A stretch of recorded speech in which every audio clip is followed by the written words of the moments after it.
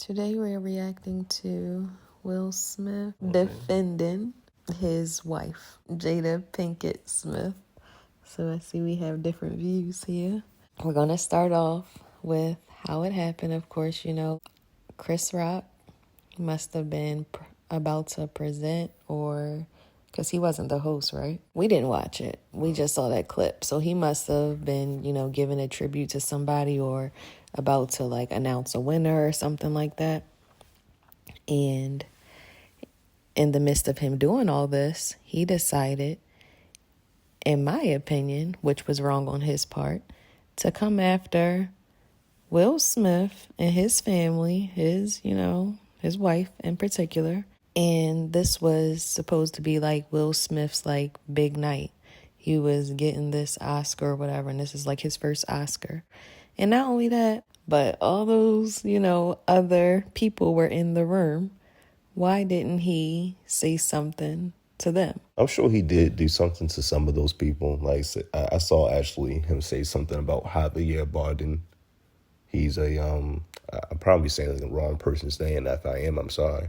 But he's a big actor.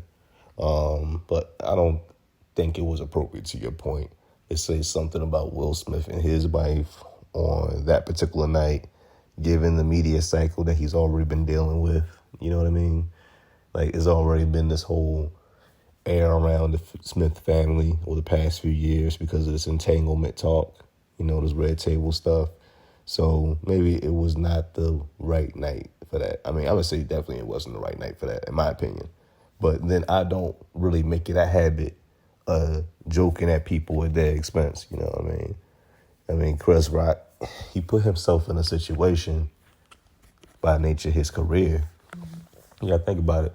In the comedy clubs, probably somebody has gone up on stage a few times. You know what I mean? I'm just gonna be honest on him while he's been coming up, because you probably was talking crazy about people, and you never know who's going to be the right person for that. And so I would say basically, the same way that Chris Rock is an actor and Will Smith is an actor. Some people even say this thing is staged, but I don't think it was staged. But I would say actor to actor. I talked to him behind the scenes. I know, hey, this is about to be your night. King Richard was awesome. So, hey, would it be okay if I, make jokes on the fan tonight? Or do you just want to, be left alone tonight? What's your preference? And then, man to man, they could have worked that out a different way. You don't just put me on the spot when I've been dealing with this media cycle of people harassing me. Again, if I'm Will Smith, which I'm going to be honest, I would not trade my life for that, guys. I mean, to be honest with y'all. But yeah, if I had to be Will Smith, I'm not going to be in a situation where, I've been dealing with for years, people talking about my wife's infidelity on me. I've had to go on TV with my wife on her show, in my house, and talk about the infidelity, and her saying, "Oh, I don't really think it was a transgression." When when he had the quote unquote nerve to say it was a transgression, she's gonna say it wasn't a transgression. I mean, wow. If I had to deal with those things, and then on my night, again, I've been practicing for this role. He was probably method acting to be King Richard, because that was a great role. That was a great role. I mean, I don't care what anybody says. Will Smith absolutely deserves what he got. He absolutely, and getting it taken away makes zero sense in my opinion. People have already been making this argument immediately that he should lose his Oscar. His Oscar. I was going to say Grammy. And I was going to say it because that's how important this really is. Who cares? Who cares? He already got past the nomination. He got the award. You take it back because of what? Because of something that has nothing to do with what he did. Mm-hmm. If we're going to do that, let's go ahead and do the same with, say, Woody Allen. Oh, we don't want to go there, do we? No, that's the danger zone, right? As far as the entanglement issue, I don't think it was an affair. I think they had some type of agreement. And I haven't been watching Jada Pinkett Smith's show lately, but I do like the Red Table Talk show.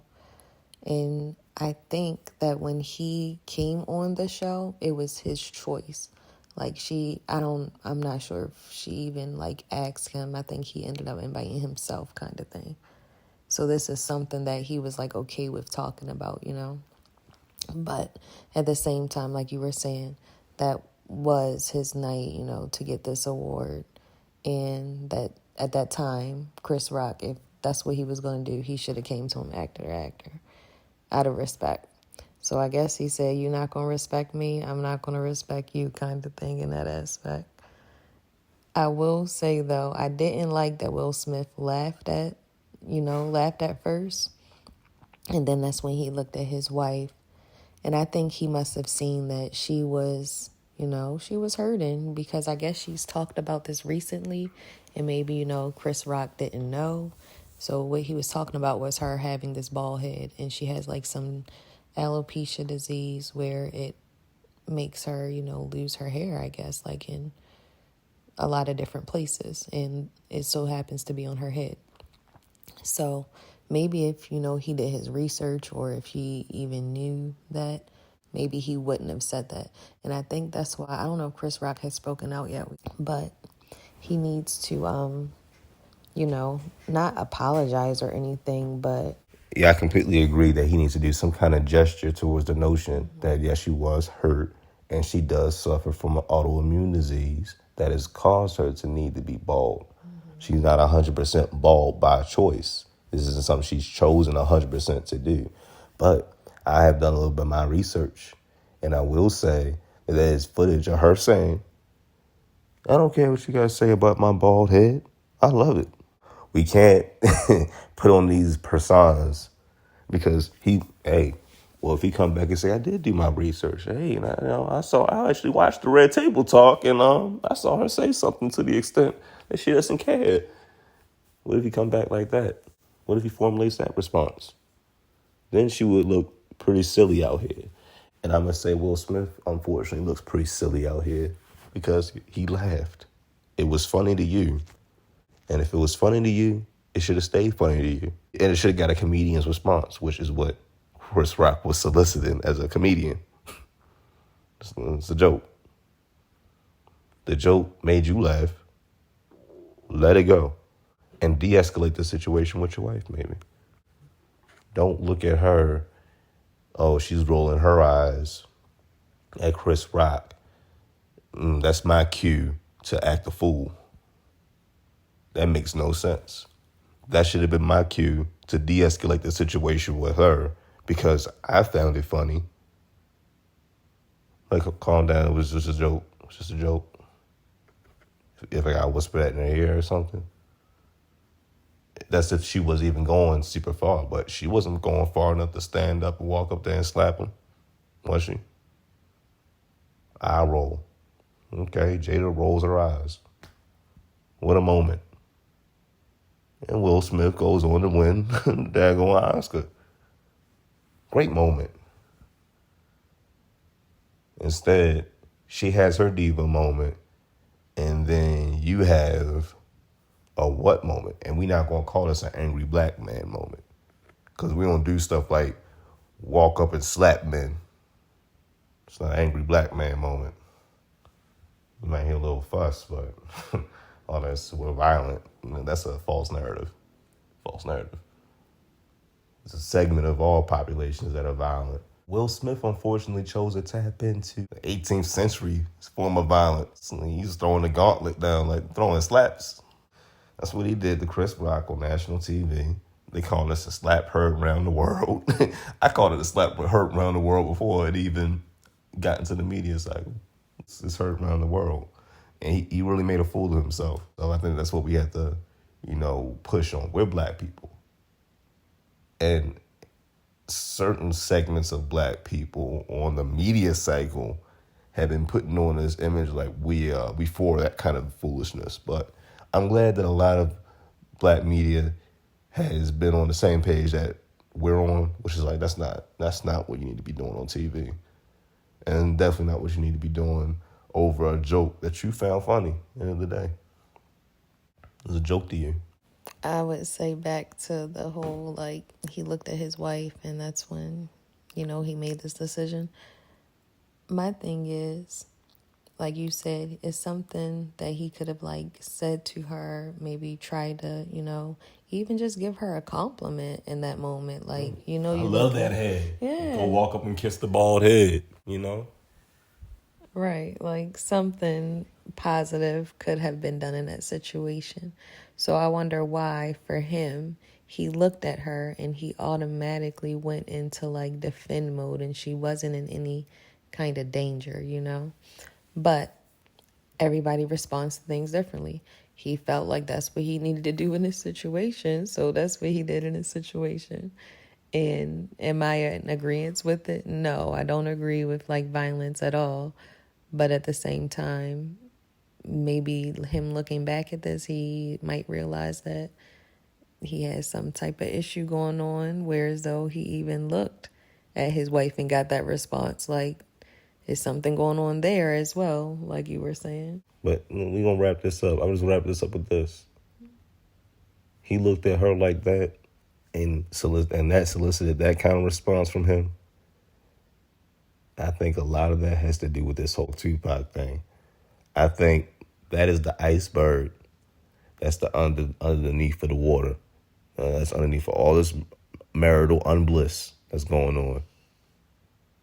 She looking for some broken type thug type guy that she can work with. Not this, put together, self-determined type of guy. What can you do with him? But try to down peg him so that it's something to work on. Instead of having this guy that's quote unquote broken, but all these great traits. That's what people have instilled into a lot of generations of women and men. That's what you want. You want this broken bird syndrome, I think they call it. Broken bird syndrome. You want this broken bird. They can fly if you just mend their wings, instead of working with this bird that's already soaring above you. You don't want to deal with that. You want to try to capture that. That's too much effort on your part. Or you think you're not good enough to capture that. You think that's just too majestic for you. Too majestic. You don't think you're a bird too. You can soar right alongside with the bird. Be a bird amongst birds, That's people's issue. That's people's issue. And we're going to get into that iceberg because that is really the dynamic I see in that whole marriage. And it plays out, unfortunately, for the world to see and commentate on. So this is our take for now. Yeah, it sounds like a dependency to me. You're dependent on that person, like, to use their validation so bad now. Yeah. Or it might be a confidence thing, back to her little alopecia stuff. But you said that she is quoted saying that it doesn't bother her. But that might also be like her deflecting, What a deflection tactic, though, to lie. Mm-hmm. Just, again, when your whole platform is based on all these open, honest conversations, right? Quote, unquote. Jada Pinkett Smith, dangerous person. I've been called this out to people. That's why I don't like the red table talk. That's why I don't particularly care for her as a platform to be advising people or working through people's issues. I called this out right when the red table talk started. My wife didn't want to hear that. But I called this out right when it started. Why? Intuition. Women have intuition. Men have intuition as well. And that's why this is such a hot topic amongst men, because we understand women like this.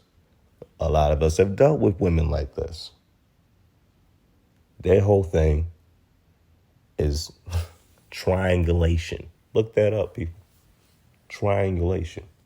Keep you bound and confused. That's what they get off on.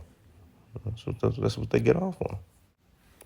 Because she's chasing after, unfortunately, someone that doesn't exist. This broken bird that she can keep underneath of her care and she can work on, and it fulfills her, and then it actually makes her feel better about herself, this person will never exist. The moment you pour into someone else and they're not, appreciative of that gesture, it doesn't really matter. And most quote unquote broken birds, I'll be honest with you, they're in the wild, they're doing wild things. They ain't got broke. If you come from your tower to work on that broken bird, they're going to appreciate the gesture during the time. They might, peck at you a little bit. Oh, thank you for working on my broken wing. But as soon as they get to a good enough point to flap off on you, they're trying to flap away. They're trying to flap back into the wild, back into the fray. And if you really fix that wing, the best thing you could do for that broken bird is what? Set it completely free, right? It doesn't want to be with you. It doesn't want to be with you. Best to meet a bird in the air while you're a bird that wants to be with you. Well, in my opinion, why come down from your perch looking for broken birds to work on all day? You can do that with, your partner. The two of y'all can work on that together. Maybe that can be your passion project that you do together with your combined resources and your combined energies. Just a thought. Because it's very unfortunate what Will Smith has had to go through. I'm going to be honest with you. And from a men's perspective, that's what most men are going to say to y'all. Like looking on the outside looking in, like he's done everything that he's had to do to provide for his family to the point where none of them need to do anything of significance whatsoever. And yet, what platforms they choose to be on, they choose to, denigrate the man. Especially in my opinion, it's a song that Willow has out. And, Willow's old enough to make her own decisions. But this song is like, I forgot the other guy's name, but I think he's dating Megan Fox. I think that's the guy. And, he's saying he's in love with an emo girl. And then here comes Willow like, oh, no, I'm in love with an emo girl. Like, it's like, why do you have to make like a song like this? We don't want to keep going in on this family. Again, we actually speak from a place of honest concern for the whole thing. But Jada, you really running this family into the ground from the outside looking in. I call it as soon as this Red Table Talk started. You're running your family into the ground. And you're doing it for clout that you couldn't attain the same way your husband did. By working hard and proving himself to be a star. Through hard work and dedication. Through, as his memoirs titled, Will. That's the end. Couple of reacts. Get at us in the comments about what you think about this whole scenario. What you want to see in the iceberg video, because it is coming.